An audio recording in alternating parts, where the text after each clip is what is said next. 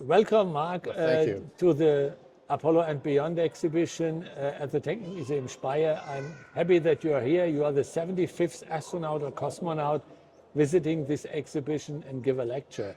So, talking a little bit about your career, what motivated you to apply for NASA's 10th astronaut group back in 1984?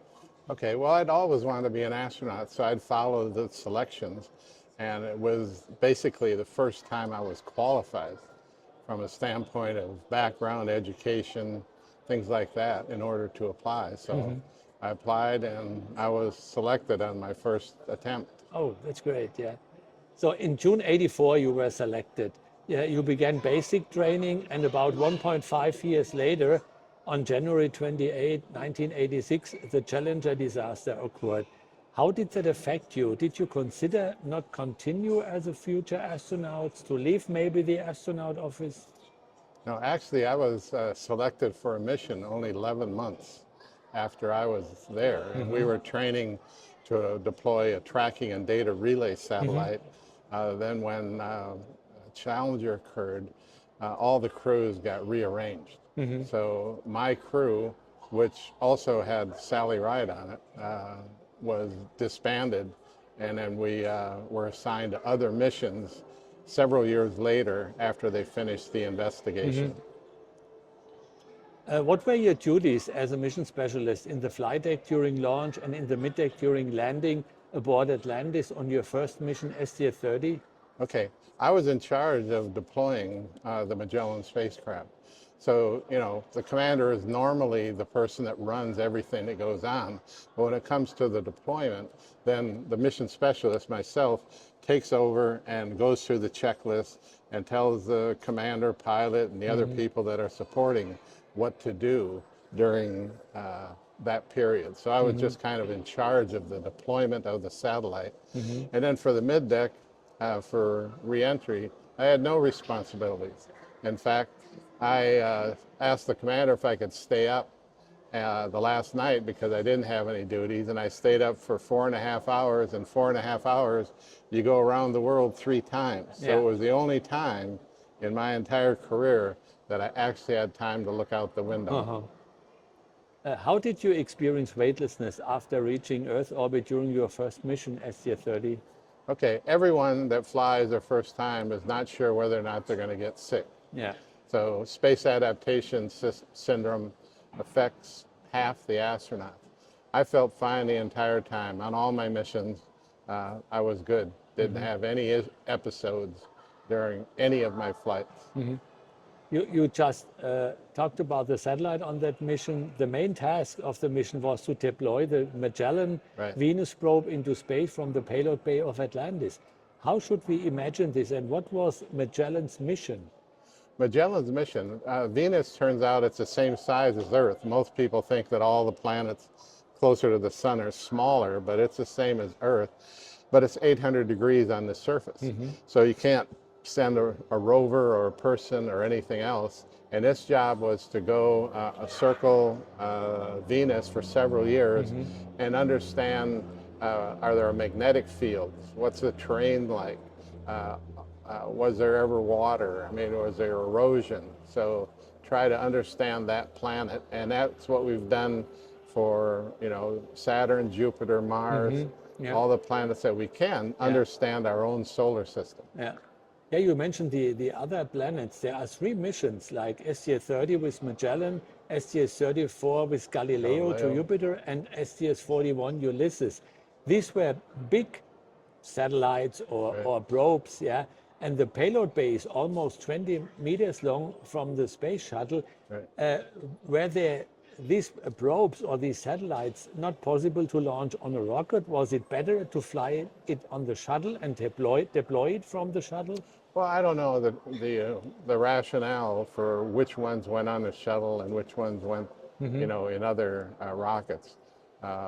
So I can't really, you know, answer why they were designed for the shuttle. There were some Department of Defense payloads, which we don't talk about very much, that were specifically designed to fly on the space shuttle. So I don't know who decided.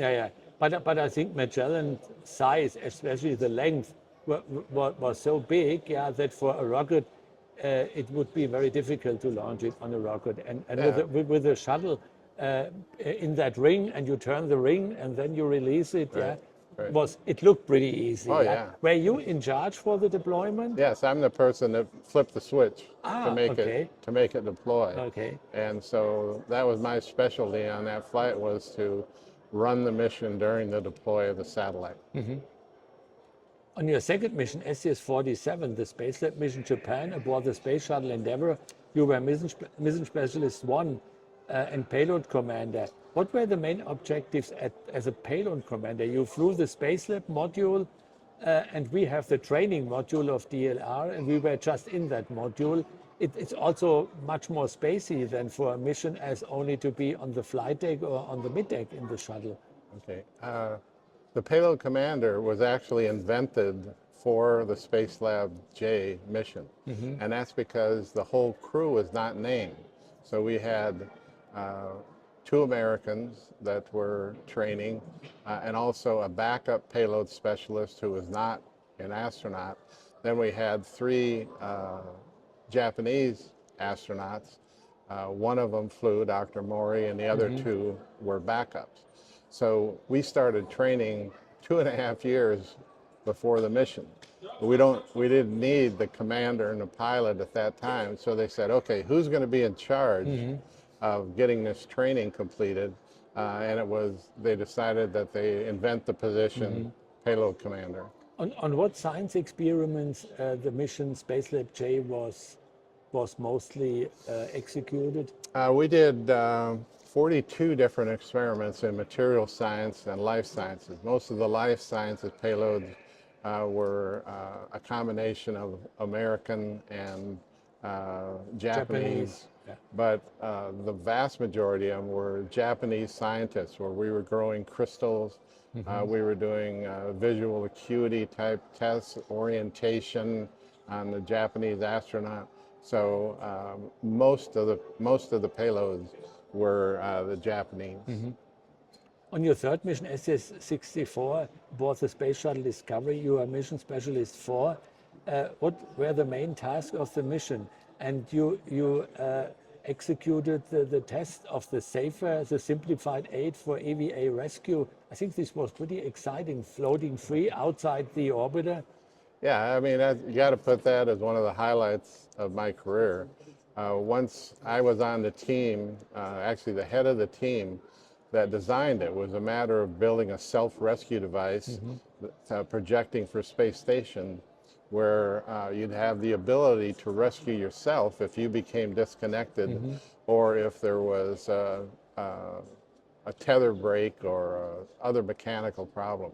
So I got to be the person that helped develop the payload. We also had something called SpyFix, which was an extension of the arm of the shuttle. In fact, it almost doubled the length of the arm.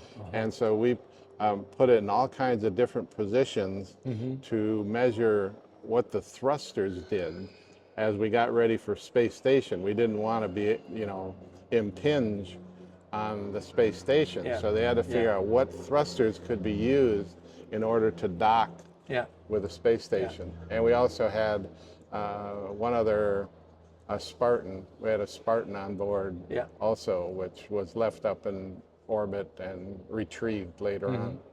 You were completely detached, so to speak, during this EVA. How did that feel, Well, I mean, you can only dream about stuff like this, and then when you're actually doing it, the reality sets in that they don't care if I have a nice time up there. They want me to get the data. So I had to do about 200 different maneuvers in order. 200? Yeah, in order to make sure that we were getting all the data we need. So we started with just free flight, where we flew up above the space shuttle, and then we just tried to test maneuvering around. But the big test was flying the jetpack, and the other astronaut was on the end of the mechanical arm, Carl Mead. And so he took and he spun me in different directions, yaw, pitch, and roll. And what we did is we then we pretended that you were falling off space station. The arm would move away, and then you had to do an attitude hold, maneuver around, and then fly back. Yeah. So we were testing how much fuel that would take, what kind of maneuvers were the best maneuvers. For instance, if you're looking for the space station, for instance, yaw, yawing around, not roll or pitch, uses the least amount of fuel. So when you first started looking for the space station or the other person, you did yaw first, and then you did pitch or different maneuvers in order to fly back. And it turns out the data that recorded was really good. And so we really knew how much fuel we needed for the production model and how to recover from an incident where you become detached. Yeah, yeah. Was there a big risk to get lost in space, for example? Well, you couldn't get lost in space for a couple of reasons. First of all, the shuttle could come and get you. Yeah. And if there was a problem with the fuel, it was gaseous nitrogen, let's say the tank leaked, it turns out we put holes all around the casing so that it would be non-propulsive. If the gas came out, it'd come in all different directions and you wouldn't go flying off. Yeah, yeah. Okay. So, but the biggest thing is the shuttle would come and get you if it broke. Your fourth and final mission, STS-82, aboard the Space Shuttle Discovery in February 1997, was the second servicing mission to the Hubble Space Telescope. What were the main tasks of this mission? What repairs or maintenance did you have to work? All right, well, we changed out a couple of scientific instruments. These are 8 foot tall, maybe 4 feet on each side square. And they open up the big doors and you go in and change those out. There's also miscellaneous electronics that had failed during the time up in orbit. So we changed out electrical components. A good example is when Hubble was originally launched, it had magnetic reel-to-reel tape recorders to record data. Obviously, we don't use that anymore. You could probably collect the data on your iPhone or a thumb drive or something now. So we've changed out those twice. Solar arrays broke a couple of times, so we changed them out. So it's a matter of electronics and also scientific instruments that we changed out. The payload bay of the orbiter was pretty full with parts for Hubble. How difficult was it to get these out of boxes and move it to the telescope using the remote manipulator system, the arm, or floating free? Well, very little of it's floating free, because if you're floating free, you're controlling yourself rather than what you're grabbing onto.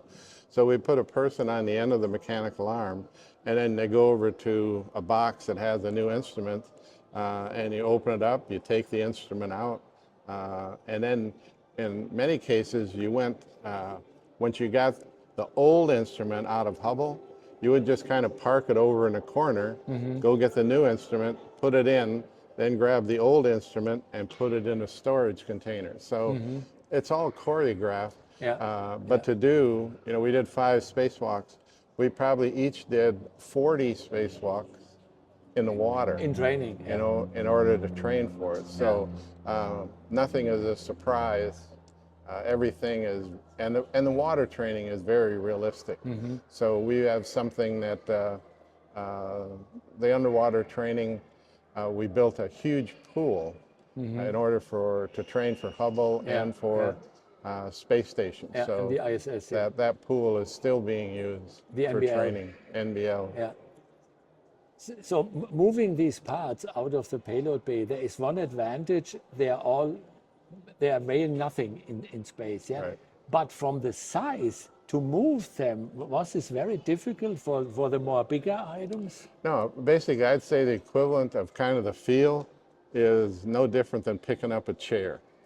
That's that kind of feel. You feel it still has mass, so you go really slow. But let's say it starts tilting. But it's not heavy. It's not heavy. but it's, let's say it starts tilting. You can very easily just take your hands and stop it. I mean, it's much more, it's much easier than you can even imagine. And one time, Ox van Hoften, that's, he moved a satellite around that weighed 15,000 pounds. Yeah, yeah. So, I mean, the small instruments were barely noticeable. Yeah. Solar arrays weighed 400 pounds, and we moved those around very easily. You have flown on 4 space shuttle missions, Right. and this morning we were in our Buran OKGLI, the counterpart of the Enterprise, the only space shuttle in the world outside the US. Yeah, how was that feeling for you after more than 25 years from your last mission to going into a space shuttle in the middeck, in the flight deck? Looked, it's very familiar to the US orbiter. Right. Well, it was, you know, from the outside it looks the same. Inside it was just a test instrument, so it didn't have a lot of the things that we'd have in the middeck or the airlock or anything like that. But it is interesting, you know, to look at it. And I didn't really understand that the test article had engines on it. I learned that today. So that was interesting. But you know, the Buran was stopped mainly because of cost. Yeah. And the space shuttle also was not very cost effective. Cost effective. So that's kind of why we're not, and it's not safe. Yeah, So those two things together kind of put the end to the space shuttle program. Yeah, absolutely. Can you describe one or two of the bigger challenges and what were the most exciting experiences during your 4 shuttle missions? Well, the most exciting experience was flying a jetpack by far. I mean, that was just amazing to be able to, you know. Was it a kind of science fiction? Well, I don't know. It was just something that kind of was, the view was so amazing. I mean, when you're inside the shuttle, like you see that, the Buran in the background, it's like the You difference have only between, little windows. Yeah, it's like the difference from being inside is you're looking out a window. But once you go outside, the whole, you know, expanse opens up, especially like at a sunrise or a sunset. And it was kind of funny because I wasn't known to be a person who got real excited. And the first time I flew up about 25 feet above the shuttle. And it was at a sunset. And I was looking out there and I said, wow. And the people on the ground said, what? Mark said, wow, it must really be, it must really be cool. So anyway. This is your first time at the Apollo and Beyond space exhibition at the Technik Museum Speyer. What do you like most about it? I think the biggest thing is the fact that so much is covered. I mean, you covered basically from the beginning of manned spaceflight up to now. And the information that you have here is truly, I mean, amazing. I mean, I was just kind of blown away by how much info you have about all the space programs, and not artifacts. just U.S. or not just German, but the Russian space program as well. And you know, the artifacts that you have are truly remarkable. I mean, it's almost, I could say it's better than anything we have like in the United States, all in one place, because you have other countries and everything else. Yeah, you have different museums in different states. Right.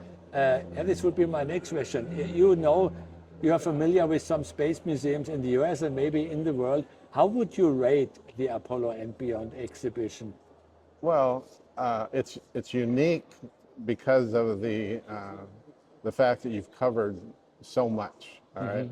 Now we have the Air and Space Museum. We have shuttles. We have the Atlantis exhibit down at the Kennedy Space Center. And it's got a few, you know, panels that give information, but not to the complexity of what you have here. That's why I think it's unique in that it's such a complete picture of spaceflight.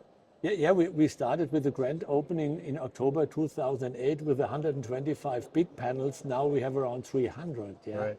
And also the artifacts increased from a little over 300 to 650. Okay. No, and this is great. So this afternoon, you gave a lecture on your 4 space missions at the Technik Museum Speyer. Why do you think it is important to talk about human spaceflight and giving lectures on the subject, especially for the young generation? Well, there's 2 aspects of it. One is the motivating factor for people who may want to be an astronaut, or they may want to do work in the space program. It's not just astronauts. I mean, we've got people from all different professions that work in the space program. So that part of it is different. I don't know